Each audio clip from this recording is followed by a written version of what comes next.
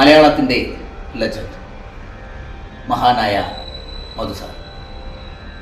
മലയാള സിനിമയ്ക്കോ മലയാളികൾക്കോ ഒരിക്കലും മറക്കാൻ കഴിയാത്ത നിരവധി ചിത്രങ്ങളിലെ നായകൻ, നിരവധി ചിത്രങ്ങളുടെ സംവിധായകൻ. മധു സാറിൻ്റെ ഭവനത്തിൽ, കണ്ണമൂലുള്ള ശിവഭവൻ എന്ന ഭവനത്തിൽ വെച്ച് ഒരു സംഗീതാർച്ചന, ഒരു ഗാനമഞ്ജരി. പ്രശസ്ത ഗായകനും സംഗീത സംവിധായകനുമായ ദിലീപ് കുമാർ അദ്ദേഹവും മധു സാറിനോടൊപ്പം ഈ ഗാനമഞ്ജരിയിലേക്ക് സ്വാഗതം. നമസ്കാരം സാർ. 1962 മുടുപടം എന്ന ചിത്രത്തിലൂടെ മലയാള സിനിമയിൽ കടന്നു. നിണമണിഞ്ഞ NN വിഷാരയുടെ ചിത്രത്തിലൂടെ മലയാള റഷ്യയിലെ ശ്രദ്ധേയനായ വേഷങ്ങൾ ചെയ്തുകൊണ്ട് ഉപനായകനായി, പിന്നെ നായകനായി, പിന്നെ പ്രതിനായകനായി, നിരവധി ചിത്രങ്ങളുടെ സംവിധായകനായി, അച്ഛനായി, അപ്പൂപ്പനായി, മലയാളത്തിലെ സൂപ്പർ താരങ്ങളുടെ വരെ അച്ഛനായി അഭിനയിച്ചു. സോമൻ, സുകുമാരൻ, കമലഹാസൻ, ജയൻ, മമ്മൂട്ടി, മോഹൻലാൽ എന്നിങ്ങനെ ദിലീപിൻ്റെ ഉൾപ്പെടെ മലയാള സിനിമയുടെ യശസ് ഉയർത്തിയ അനവധി ചിത്രങ്ങളുടെ സംവിധായകൻ. നമസ്കാരം സാർ. അഭിനയ രംഗത്ത് ഏറെക്കുറെ 6 പതിറ്റാണ്ടുകൾ പൂർത്തിയാക്കിയ സാറ് പാട്ടുരംഗങ്ങളിൽ ഏറ്റവും അധികം ശോഭിച്ച നടനാണ്. അതായത് പ്രേംനസീർ സാറിന് ശേഷം പാട്ടുരംഗങ്ങളിൽ എന്താ പറയുക, ആവശ്യമില്ലാത്ത ഒരു തരം ഭാവപ്രകടനമില്ല. ശരിക്കും മലയാളികളിൽ ഏറ്റവും അധികം രസിച്ച പാട്ടുകൾ, അഭിനയിച്ച് ഫലിപ്പിച്ച പാട്ടുകൾ മുഴുവനും പോപ്പുലറാണ്, ഹിറ്റാണെന്നുള്ളതാണ്. മറ്റൊരു എടുത്തു പറയേണ്ട കാര്യം, സാറ് അഭിനയിച്ച പടത്തിലെ പാട്ടിനാണ് നമ്മുടെ യേശുദാസിന് ആദ്യമായിട്ട് സംസ്ഥാന അവാർഡ് കിട്ടുന്നത്. കാട്ടുപൂക്കളിലെ മാണിക്യ വീണയുമായ ആ ഗാനരംഗത്ത് വളരെ ഒരു കസേരയിലിരുന്ന് ഇങ്ങനെ വിളിച്ചുകൊണ്ട് ഇങ്ങനെ നായികയെ നോക്കി പാടുന്ന ഒരു വിരഹഗാനമെന്നും പ്രണയഗാനമെന്നും ഒക്കെ വിശേഷിക്കും. മലയാളത്തിൽ മറക്കാനാവാത്ത ഒരു പാട്ടാണ്. പ്രണയഗാനങ്ങളുടെ ചരിത്രത്തിൽ തന്നെ ഒരു മുത്താണ് മാണിക്യ വീണ. ഓർക്കുമ്പോൾ ശരിക്കും അതിലെ വരികൾ നിൻമുഖം കാണുമ്പോൾ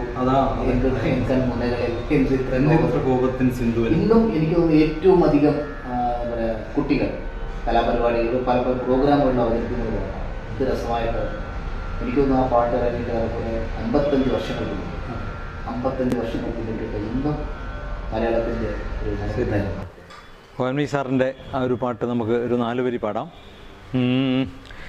എൻ മുഖം കാണുമ്പോൾ നിൻ കൺമുനകളിൽ എന്തിത്ര കോപത്തിൻ സിന്ദൂരം. ശരിക്കും പറഞ്ഞാൽ മധു സാറ് ഇതല്ല പാടി അഭിനയിച്ചത്.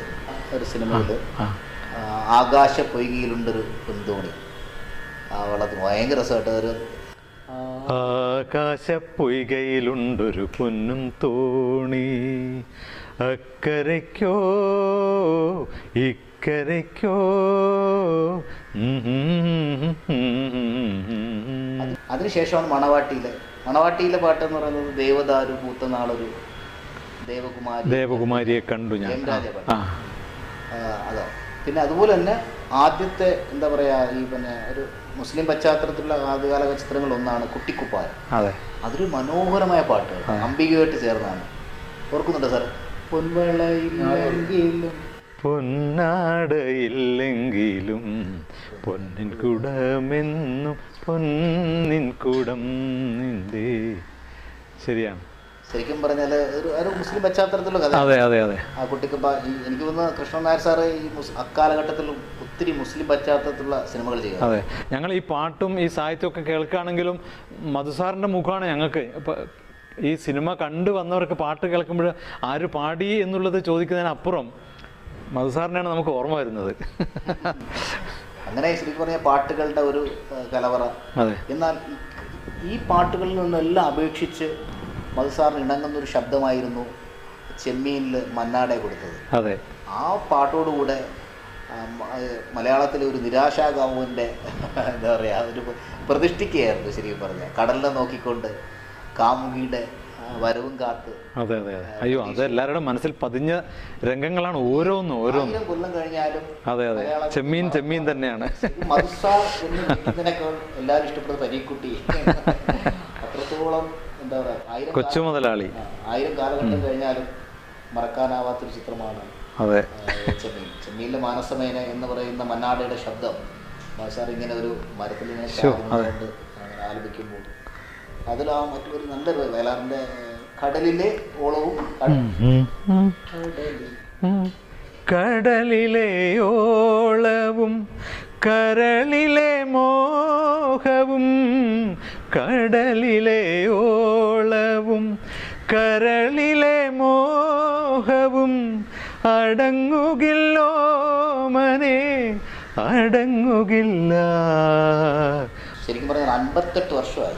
58 വർഷങ്ങൾക്ക് ശേഷവും ഇന്നും മലയാളികളുടെ മനസ്സിൽ നിറഞ്ഞു നിൽക്കുന്ന ഒരു കഥാപാത്രമാണ് ചെമ്മീനിലെ. മാത്രമല്ല ആ പാട്ട്, അതിലെ പാട്ടുകളെല്ലാം ജീവനുള്ളതാണ്.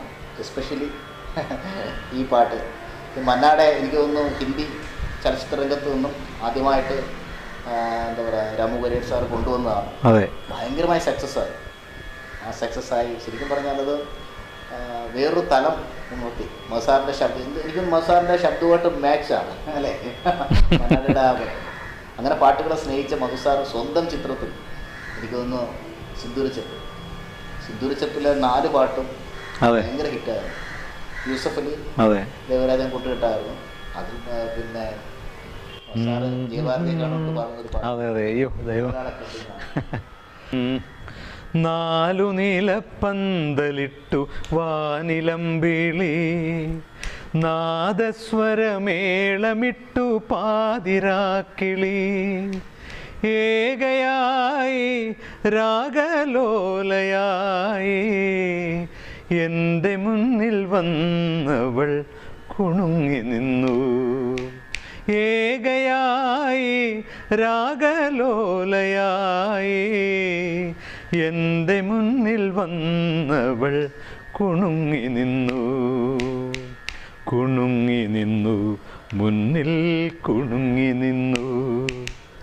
ഓമലാളെ കണ്ടു ഞാൻ പൂങ്കിനാവിൽ താരകങ്ങൾ പുഞ്ചിരിച്ച നീലരാവിൽ.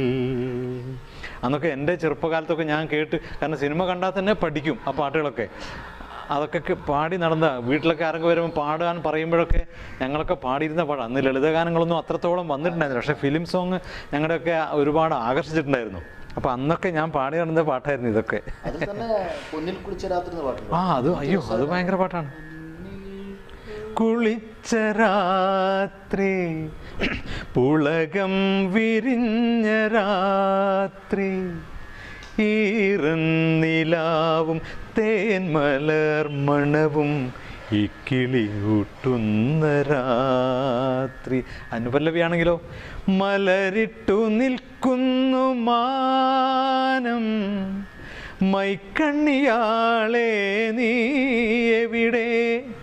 മലരിട്ടു നിൽക്കുന്നു മാനം, മൈക്കണ്ണിയാളെ നീ എവിടെ. ചിറകിട്ടടിക്കുന്നു മോഹം, ചിത്തിരക്കുയിലേ നീ എവിടെ. ഓ